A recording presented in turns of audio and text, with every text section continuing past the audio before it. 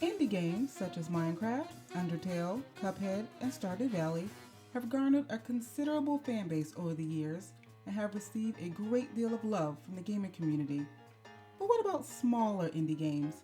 I now present to you 5 great indie games that you probably missed. When the Past Was Around is a point and click narrative puzzle game released in September 2020 that tackles the difficult topics of love, loss, letting go, and moving forward from the pains of the past. The game focuses on Etta, a young woman who, like many of us in our youths, feels she's lost her way on her journey towards her artistic passions as well as her love life. Etta's partner, who has passed on to the next life, is represented by an owl, which is possibly due to birds being seen as symbols of messengers, as well as owls being regarded as wise. Plus, I wonder if not having his face shown may also serve as a means of focusing the game on Etta and her journey of moving forward through her stages of grief. The game consists of a world in which we travel through the memories Etta has of her deceased partner and the experiences they share together. You solve puzzles to aid in her healing through her grief and rediscovering her passions in life that have also been lost to her. The puzzles in this game are not overall too challenging, although there were a few that admittedly took me a bit to work out, but nothing too overly complicated or obscure. Music is also a major aspect of this game, as both Etta and her partner play the violin.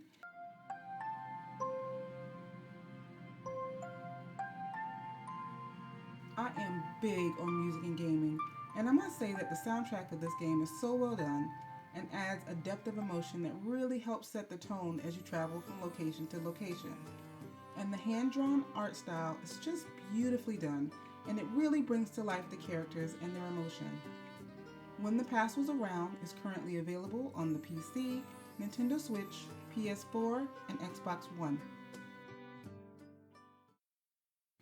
The Last Day of June is an adventure puzzle game released in August 2017 that centers on the couple Carl and June after a tragic car accident takes June's life and leaves Carl in a wheelchair.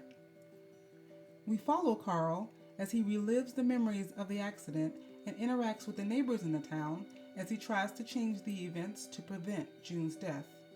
It's touching, it's heartwarming, it's heartbreaking, and it's relatable, as I think we've all had moments in our life that have made us wish we can rewind time and undo what has already been done. The art style of the game is so soft and gorgeous, like a warm hug, and plays an important role as June is an artist, and we travel through the memories and paintings of the loved ones she left behind. As we spend more and more time in the past, we can also collect snippets of memories of others and gain more of an understanding of their own struggles with loss. I really liked finding out about everyone piece by piece and just exploring the town. Side note, is there a place like this in real life? Because if there is, I want to go there.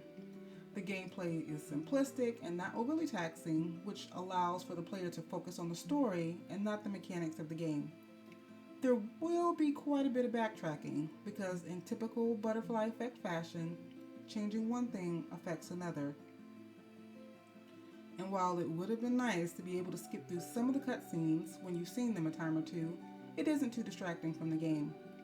I really enjoyed The Last Day of June so much, and you really feel the love between these two. And you root for them. You want to bring them back together. The Last Day of June is currently available on the PC, PS4, and Nintendo Switch. Planet Alpha is an action-adventure puzzle game released in September 2018. You play as an astronaut, or rather a humanoid space traveler alien guy, who wakes up stranded on a strange yet beautiful world that has been taken over by hostile robots who will stop at nothing to keep you from reaching your goal. And speaking of goal, you are given no indication of what that is. There is no dialogue, no explanation, no direction as to who you are, why you are there, and where you're headed, which adds to the mystery and the tense atmosphere. Fun, right? All you know is you have one goal, and that's to survive. No weapons, no battle skills. You rely solely on stealth, puzzle solving, and quick thinking. and also the manipulation of night and day as you use your powers to control the sun to alter the environment around you. Now, I'm not normally a huge fan of this game style, but the beauty of this world was simply mesmerizing. I mean, there are so many interesting animals and plant life, and each section of the game has its own immersive atmosphere. You never know how far you've gone, how far you have to go, or what level you're on, but you can tell you've progressed through a level when the immediate environment changes. And I actually didn't mind that. It really put me in the perspective of the character who had as little information as I did. Also, that autosave feature of the game is pretty generous, which is good because you will need it. You will die. And in some cases, die often as you figure out what the threats are in the area and how to avoid them. But it only makes it that much more satisfying when you make it through such a challenging spot. Planet Alpha is available on Nintendo Switch, Xbox One, PlayStation 4, and the PC. Do you love platforming? Do you love pinball? Do you love absolutely adorable little dung beetles? I mean, come on. Look at this cute little guy. Then you should check out Yoku's Island Express, released in May 2018.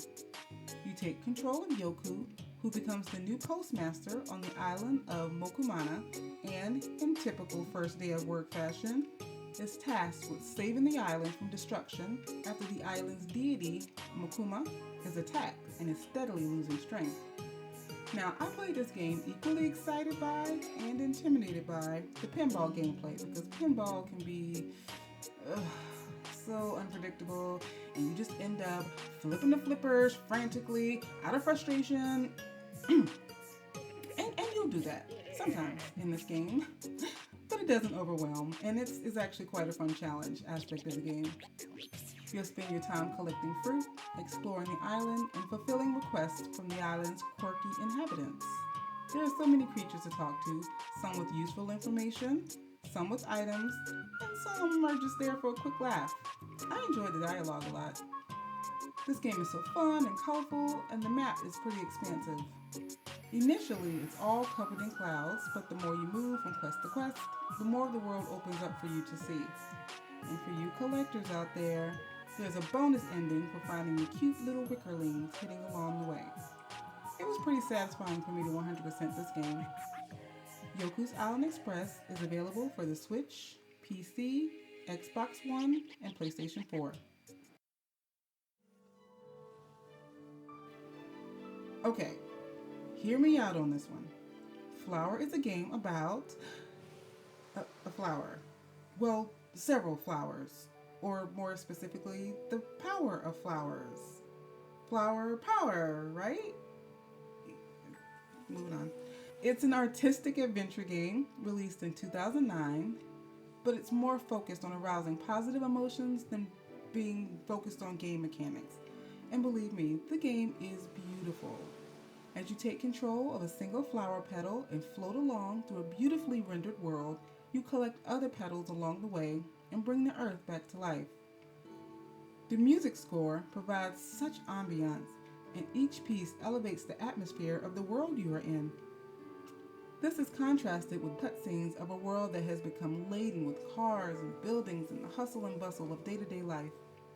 Flower reminds us of the beauty and healing power of nature in a way that shows, not tells. Now, I was initially confused on what to do in this game as there's no real direction, but as I started floating my little flower petal down a path of flowers and each opened up every time my flower touched it, I quickly got into it.